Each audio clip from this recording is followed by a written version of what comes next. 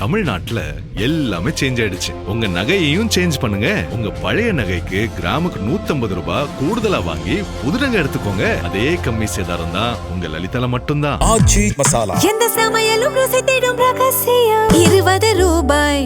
ஹாலிடேஸ்னாலே அது நம்ம GT Holidays தான். GT Holidays, South India's #1 travel brand. You know you are special when you're with GT Holidays.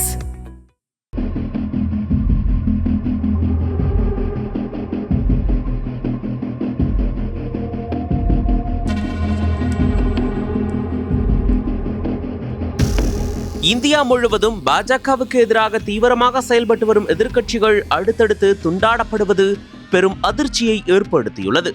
மகாராஷ்டிராவில் உத்தவ் தாக்கரேவின் சிவசேனா கட்சி இரு பிரிவுகளாக உடைந்தது. ஏக்நாத் ஷிண்டே தலைமையிலான அணியும் உத்தவ் தாக்கரே தலைமையிலான அணியும் பிரிந்தன. இந்த விவகாரம் உச்சநீதிமன்றம் வரை சென்றது. நீதிமன்றம் கட்சியின் பெயர் மற்றும் சின்னத்தை ஏக்நாத் ஷிண்டே தரப்புக்கு ஒதுக்கியது. அதன் பின் ஷிண்டேவின் சிவசேனா பாஜகவுடன் கூட்டணி சேர்ந்தது. அதைத் தொடர்ந்து தேசியவாத காங்கிரஸ் கட்சியும் இரு துண்டுகளாக உடைந்தது. அஜித் பவார் தலைமையிலான அணி பாஜக கூட்டணியில் இணைந்து மகாராஷ்டிராவில் துணை முதலமைச்சராக பொறுப்பேற்றார்.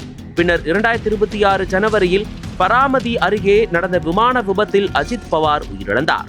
இதன் தொடர்ச்சியாக மேற்கு வங்காளத்தில் முதன்முறையாக பாஜக தலைமையிலான அரசு ஆட்சியை பிடித்துள்ளது. மத்தியிலும் மாநிலத்திலும் பாஜகவுக்கும் பிரதமர் மோடிக்கும் பெரும் சவாலாக இருந்தவர் திரிணாமுல் காங்கிரஸ் தலைவர் மம்தா பானர்ஜி. 15 ஆண்டுகால திரிணாமுல் காங்கிரஸ் ஆட்சி 2026 சட்டமன்ற தேர்தலில் தோல்வியடைந்தது. பாஜக 207 இடங்களில் வெற்றி பெற்று ஆட்சி அமைத்தது. தோல்விக்கு பின் டிஎம்சியில் உட்கட்சி பூசல் வெடித்து கட்சி பல துண்டுகளாக சிதறியுள்ளது. எம்எல்ஏக்கள் ஒரு அணியிலும் எம்பிக்கள் மற்றொரு அணியிலும் செயல்பட்டு வருகின்றனர். இதனால் அதிருப்தியடைந்த சில எம்பிக்கள் பாஜகவுடன் பேச்சு நடத்தி வருவதாக கூறப்படுகிறது. இந்த வரிசையில் தற்போது அகிலேஷ் யாதவின் சமாஜ்வாதி கட்சியிலும் தற்போது பிளவு ஏற்பட போவதாக கூறப்படுகிறது. உத்தரப்பிரதேச மாநிலத்தில் அமைச்சரும் என்டிஏ கூட்டணியில் அங்கம் வகிக்கும் சுஹல்தேவ் பாரதிய சமாஜ் கட்சி தலைவருமான ஓம் பிரகாஷ் ராஜ்பர் சமாஜ்வாதி கட்சி விரைவில் உடையும் என்று பரபரப்பை ஏற்படுத்தியுள்ளார். அவர் வெளியிட்ட பதிவில் சமாஜ்வாதி கட்சியில் விரைவில் பெரும் பிளவு ஏற்பட போகிறது. ராம்கோபால் யாதவ் மத்திய உள்துறை அமைச்சர் அமித்ஷாவிடம் ஒரு கடிதம் அளித்துள்ளார் என்று கூறியுள்ளார்.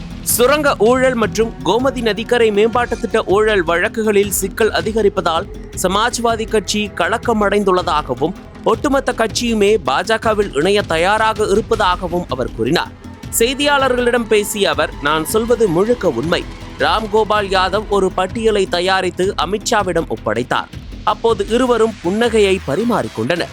ஊழல் குற்றச்சாட்டுகளுக்கு உள்ளான தலைவர்கள் தங்களுக்கு சிக்கல் வராமல் இருக்க பாஜகவில் இணைய முயல்வதையே இந்த கடிதம் காட்டுகிறது. கடிதத்தில் உள்ள பெயர்களை இப்போது வெளியிட மாட்டேன். அப்படி சொன்னால் முயற்சிகள் வீணாகிவிடும் என்றார். இதற்கு சமாஜ்வாதி கட்சியின் மூத்த தலைவர் ராம்கோபால் யாதவ் பதிலளித்தார். நான் கடிதம் கொடுத்தேனா என்று அமித்ஷாவிடமே கேளுங்கள். ஓம் பிரகாஷ் ராஜ்பர் சொல்வதை ஒரு பொருட்டாக எடுத்துக்கொள்ள தேவையில்லை. அவருக்கு என்ன பேசுகிறோம் என்பது தெரியவில்லை. சமாஜ்வாதி கட்சியில் எந்த பிளவும் இல்லை. மக்கள் அவர்களுக்கு பாடம் புகட்டுவார்கள் என்றார்.